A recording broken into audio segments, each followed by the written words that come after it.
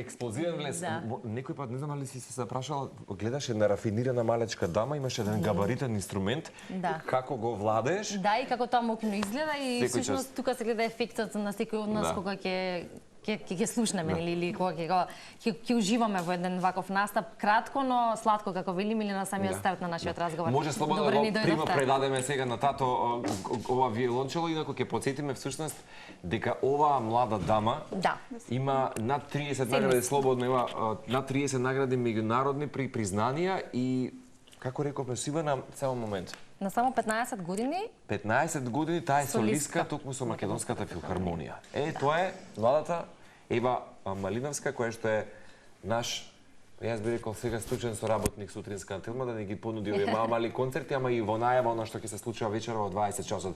Инаку, ќе потсетиме дека за малку недостасуваше да не можеме да го имаме виолончелото, бидејќи тој треба да се подготви наштима за вечерашниот концерт, ама сепак мајсторот ни дозволи да го имаме во студија, така ева? Да, и ви благодариме многу што навистина и го донесовте инструментот и што имавме можност да уживаме. Значи поздрав за Ева и за Маре Видевска, која што е нејзин ментор.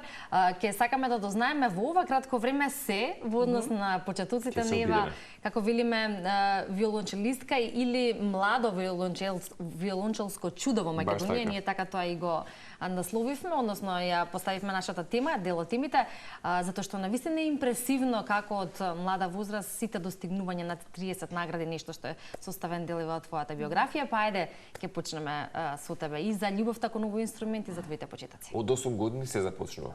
Од 7. Од 7 некако. И што беше аха моментот, велам, тоа ќе биде? Професорката ни го представи инструментот на часот по солфеж и така веднаш се залюби во инструментот, во звукот и така започнав со изучување. Да, кој може би најемотивниот момент кога ги имаш сега овие години неколку искуство за најемотивен момент и поврзувањето со виолончелото? Како најемотивен... Баш поврзување, катарзично кога се поврзаш со... Бидејќи имаше пред некој период уште еден вака уметник, баш ќе кажам твој колега, кој вели сакам да идам на гитара, а мајка ми беше одлучна дека тоа нема да се случи.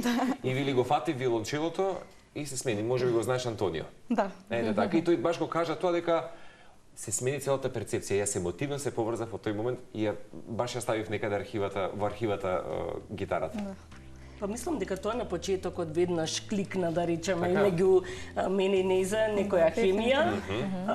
И мислам дека од старт тука беше желбата да се свири и немаше предомислување во ниту еден момент до сега. Да, бидејќи се работи за возраст, кога зборуваме за почетоците, се работи за возраст каде што љубовта кон одредени работи може да се појави и се менува. Така и може да се смени исто така. Но кога тоа константно низ времето обстојува и не само што обстојува, туку и се напредува и се едат успеси, тоа што докажува дека навистина сме на вистинскиот пат, тоа што е и случајот нели со Ева.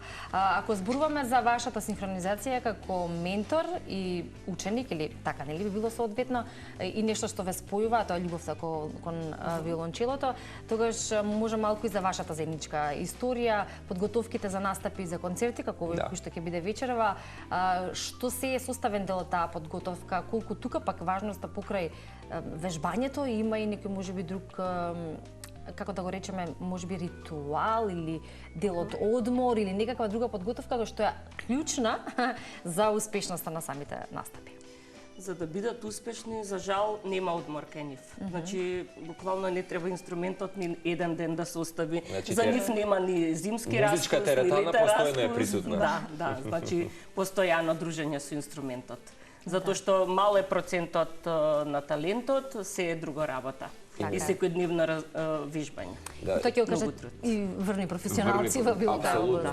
Најтаза информација би кажал, најпресна што се вели за македонската јавност, многу поубаво професионално ќе ми го соопштите сега на нас и на јавноста, е тоа дека се враќате со 100 поени. Така, ако не грешам, што значат тие 100 поени во светот на музиката и виолончелото? И се враќате од кој град? Беше надпреварот сега во Бања Ковилјача во Србија, организиран на многу високо ниво. Баш бевме изненадени од организацијата. Искрено, порано кога сме оделе на надпревари, барем ја во Србија, да речеме, тука е блиску, ама да кажеме, биле многу понапред од нас. Сега морам да се пофалам дека горе-доле нивото е тука некаде, на што сме многу горди, јас и Ева. И тешко е на таков надпревар со таква конкуренција. Многу беше интересно што имаше две етапи. Во првата етапа сите што имаат по 100 бодови одат во втора етапа и свират со оркестар таму. Така да беше за нив едно преубаво искуство. А целата таа бодовна состојба што прави, да речеме, за биографијата на Ива? Да речеме, кредит карта за нешто друго, следно се отвара врата, нешто знам дека... Искрено само мотивација. Плюс дополнителна Секогаш мотивација. одиме само да се надпреваруваме самите со себе и да видиме другите на кое ниво се, затоа што многу кај нас влие, например, како си станал, како си се разбудил, не можеш секој ден да свириш на исто ниво. Многу фактори влијаат, така да секогаш им кажувам на учениците да не се разочаруваат, затоа што тешко е секој ден да си спремен на највисоко ниво да отсвириш. Ива, во однос на ова кое што го кажува и Маре, колку учиш од надпреварите? Можеби од оние кои што се исто составе дел од самиот надпревар? Па, според мене, многу се учи од надпреварите, бидејќи можеме да видиме од наша генерација како и другите челисти свират и можеме исто многу совети да добиеме од професори. Да, и тоа е навистина прекрасно искуство. Прекрасно. Инаку еве само ќе споменеме на 30 награди, лауреат 3 на Полихимнија, наградата Феникс од Општиот центар. И би сакал да го споделам, од 2024 практично минатата настапи со Македонска филхармонија под диригентската палка на Ангела Спировски, потоа учествуваше на една фасцинантна летна академија, тоа е Бугарија, Роза. Да. Одржавте концерт, ако не се лажам, во неколку градови. Да, во неколку. Тоа е интересно, таа е практично една интернационална твоја соработка и баш развој на твоето искуство и соработуваше со истакнатиот корепетитор Елена Силјановска и солисти токму од Национална опера и балет. Како овие соработки и интернационални добиваат, можеби сега вака музичка зрелост во твојата интерпретација, бидејќи сепак да бидеш солист со Македонска филхармонија и да бидеш на таа сцена, веќе се менува перцепцијата. Имаш само 15 на години. Да. А диригираш со цела таа опрема и сцена и публика. Тоа не е мала работа. Да, точно така, не е мала работа. Со секој настап се стекнува искуство и поточно на сцената се запознаваме самите себе си. Со секој мој настап имам раст и развој во музиката. Најмногу стекнав искуство во Бугарија, во Академија Роза. Таму навистина беше на подруг левел. И тоа баш така како турнеја низ градови имавте. Да, точно.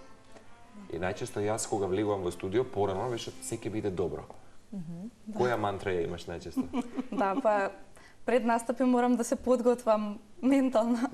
Да, со афирмации. Со некои своји собствени афирмации, супер. Реално дека треба да се одржи темпото и со школувањето или училиштето. Тие секојдневни активности и ангажмани се разбира овој дел, што и на оваа возраст не е мала работа, иако тоа е чиличење, како велиме, за понатамошниот тек на животот и за било кој предизвик кој што тој ни го нуди, а особено за успешноста во кариерата, па како ти се одржуваш во тоа темпо и на училиште, и во настапувањето на надпреварите, концертите, сето она кое што го правиш меѓу другото? Па пред се многу напорно, секојдневна работа, поготово вежбање, но и треба учење на училиште. Тоа се стекна само со љубов кон инструментот и кон музиката, бидејќи сакам да достигнам високи резултати. Одлично. Марија, како го балансирате времето помеѓу наставата во музичкото училиште и со Полихимнија и да најдете начин секако на секој можеби детерминиран, фокусиран ученик со виолончелото или некој инструмент да му ја всадите љубовта? Па искрено тоа се различни карактери, еволуираат низ вашите очи, што се вели и така натаму? Искрено многу си ја сакам работата, од секогаш педагогијата сум ја сакала, така да кога си ја сакаш работата, не чувствуваш, немаш чувство ни дека одиш на работа. Да. И така да кога правиш нешто што, како што рече Евче, со љубов, ништо не е тешко. Именно. Тоа е вистинска привилегија во денешно време и задоволство е да човек ете така и работи и ужива, а веројатно е тоа кај вас двете исто повторно ќе речеме заедничко. А на крајот на денешниот разговор останува да ги поканиме нашите гледачи и оние кои што ќе сакаат да слушаат Ева во живо и да уживаат вечерва во 20 часот. Така е, да. И да ете можност да биде ова еден позитивен пример за тоа како и на кој начин би требало да ги гледаме. Да, морам само да кажам дека на овие години што ги има на сега, на 15 години да се отсвири целиот Сен-Санс концерт. Не знам дали до сега, да, мислам дека во нашата класа, барем за чело зборувам, до сега не се случило. Да, така да е предизвик. Ива, каде може би се гледаш себе си после, 5-10 години? Па имаш ли таква визија долгорочна? Да. Па моја желба е да станам светски солист и да го патувам светот со виолончелото.